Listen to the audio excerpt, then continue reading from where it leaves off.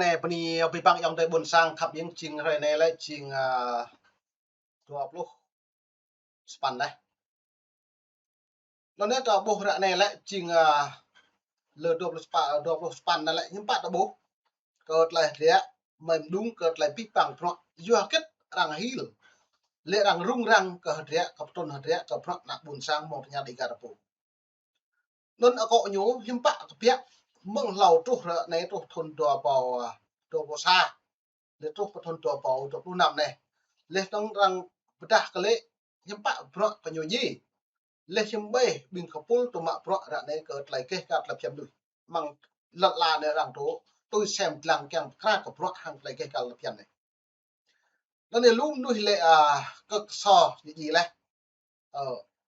bu mo sa lei plak pro da ô nó có mấy mo sa ria kat lai pi hap mang nyiap rap ar khun kha tlai crụ của lập chặt này lại đã bố mệt vả tùy bằng bố như gì đó mà xăm pro nhiều của thầu gì ở đây có mấy bố này tôi coi đã này có một mô tô bé cái leng cái gì xăm lại bị hấp ấy nhiều của thầu gì pro việc mà thom như một phát héo dừng được một sẵn nó này dọn như tôi rung bố mãi ý tụ dạ pro sẽ hàng việc mà thom đến càng hàng lại kia cao lại chặt nằm lui việc mà thom những bạn rẻ nhiều dọn eo lịch sử nhiều nó mày phải xem mức cợt lại giật lê gọi với bằng thông tin báo chí cợt làm đặc lệ lại giật lê về tôm lông cả đạo buồn sang lại là đã buồn mệt vá mày bọc để bịa mỡ này cợt lại phim này mày prò một bạn mày lăng lệ lịch sử rẻ học phân tấn cợt lại nhiều đoạn này đây là một nhân vật khá quan trọng và gây tranh luận trong lịch sử người Gerai, Pharaoh và phong trào người thượng ở Tây Nguyên. Koksor là ai? Koksor là người Gerai, sinh tại khu vực Gia Lai, Tây Nguyên. Các nguồn có khác nhau về năm sinh. Human Rights Watch ghi 1940, trong khi một số tài liệu khác ghi 1945. Ông qua đời tại Hoa Kỳ ngày 9 tháng 1 2019. Điểm quan trọng nhất trong tiểu sử của ông là mối quan hệ với Pharaoh và sau này là hoạt động chính trị ở Hoa Kỳ nhằm vận động cho quyền của các dân tộc bản địa Tây Nguyên. 1. Thời kỳ Pharaoh. Theo hồ sơ của Human Rights Watch, Koksor cho biết ông tham gia phong trào Bajaraka từ năm 1958 và Pharaoh từ năm 1964. Ông từng hoạt động tại khu vực Pleiku Cheo và có quan hệ với các lực lượng Mỹ trong chiến tranh Việt Nam. Đến năm 1974,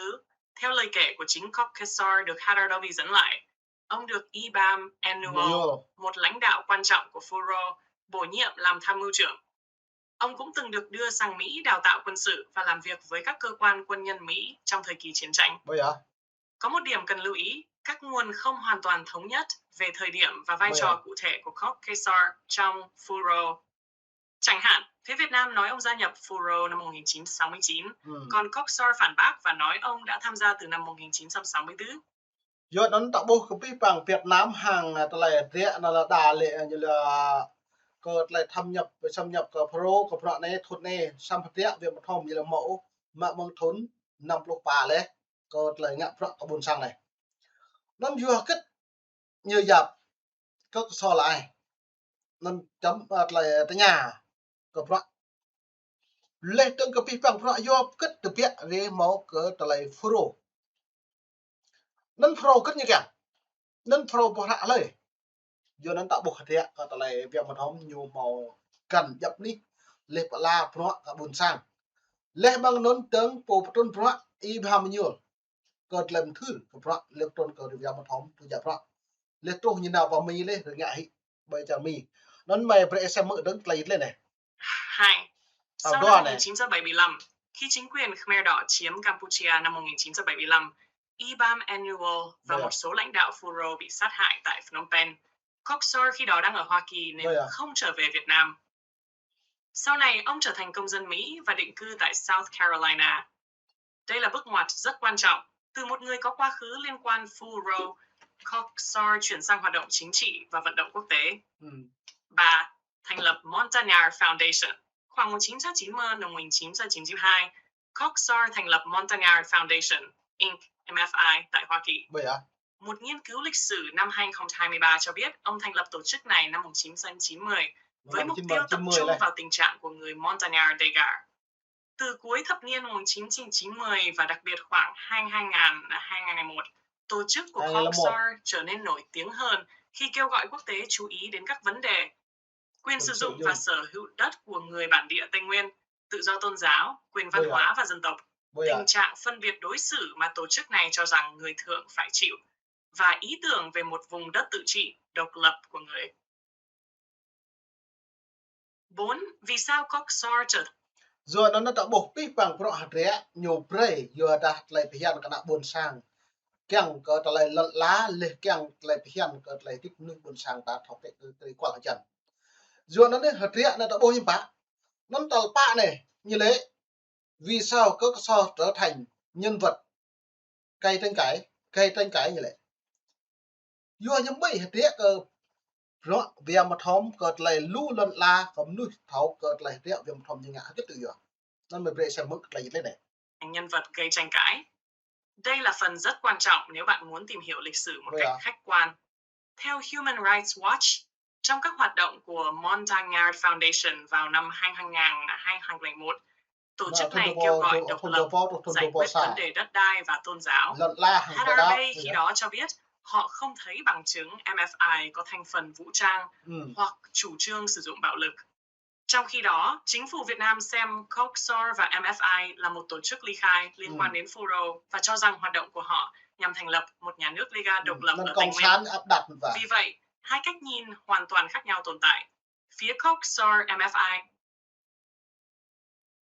do đó nữa có lại rẽ bởi gà vì mà thông mau mà do lại học toán bởi đặc biệt từng hàng đảng cộng sản bộ một chính lại rẽ có lại u rau lên đứng hàng lại đặt lệ chính hàng lại bạc hàng lại ngăn có bọc cổ đôi do nó hàng này đã buộc hàng này lại rằng gì ở MFI nó lại tôi xem lại rẽ mau mà nạ buồn sang tập này dọn bộ mộ dọn nhiều này nạ buồn sang là màu nó như này đây là cuộc đấu tranh cho quyền của người dân bản địa,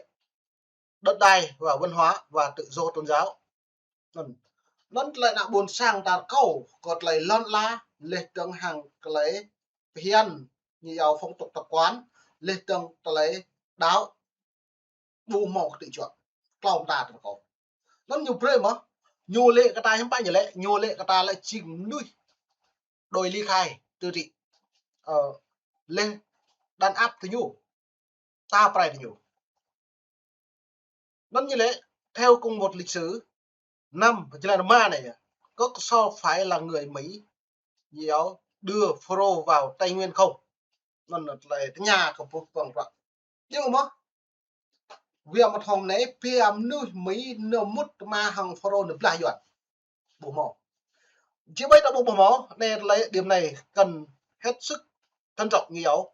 không nên nói đơn giản rằng Mỹ tạo ra cơ so hay Mỹ lập Fro bộ mỏ Mỹ bộ mỏ tạo ra Mỹ bộ mỏ lập Fro cơ hạt rẽ ruột lại này pi bằng nạ buồn sang thập phố cơ lại bên nằm từng ô bên nằm kia ô lại tiếp hồi dọn tập prai dọn tự chúa mạng lần la hàng tự chọn chỗ rồi này nó như này đứng cơ ta lại này do như nhà như mà cơ so này như lẽ do Mỹ nào lepra cơ so là thứ Mỹ mút pro được lại dọn có quân nhiều nguồn gốc từ các phong trào nhiều chính trị và dân tộc ở Tây Nguyên trước và trong chiến tranh Việt Nam hay không. Tuy nhiên nhiều các cơ sở thực sự có quyền có quan hệ với lực lượng Mỹ trong quá chiến tranh từng được đào tạo tại Mỹ và sau đó năm 1975 hoạt động tại Hoa Kỳ. Nên vì một hôm có cơ sở mẫu lại phải em nghe khan lại bởi anh trả Mỹ xăm như một mẫu yêu Mỹ nấu bạc bình luận nó đã bố là thôn chùa mẹ lệ thôn lau còn nó lay yếu chính thức bao đại hàng thiệu do được là con sản màu bữa tam nên là phô phun lần làm như đập lạt nhiều tao một lạt nhiều nó lại tôm cơm như giàu lịch sử còn lại hạt rẽ phun khá cơ lại pro cũ ví bằng mệt vãi một sáng ta nằm chuột chỉ lên ta mự duẩn chụp chu ta lệ viêm thom sát viêm thom nhung nuôi prai lần là bác cả phùng máu chính thức đáng công sản Việt Nam rạng này nhập prai nhập cả phùng kẹo gì cái nào buồn sang tao này nó đó lần năm này như thế tại sao tên Cốc So vẫn được nhắc đến khi nói về Tây Nguyên thế bố do nó nên năn việc mà thom do cất rằng lệ cả nhô chính nhẹ giáo đã có cầm nút buồn sáng mong cái nhà đi gà đập bô lên thư được gặp hàng lại đập nàng hàng lại đáo lên hàng lại cái cao là phiền đuôi bởi lịch sử là một bọn này nó như thế bởi vì ông nằm ở dấu điểm của 4 vấn đề sự lớn nhất ở Tây Nguyên người Chrai, Phô, người Mông Tây Nha, Dega ở Mỹ vấn đề đặt câu hỏi về quyền con người ở người dân Tây Nguyên bản địa ở đâu nó là riêng có biết bằng đó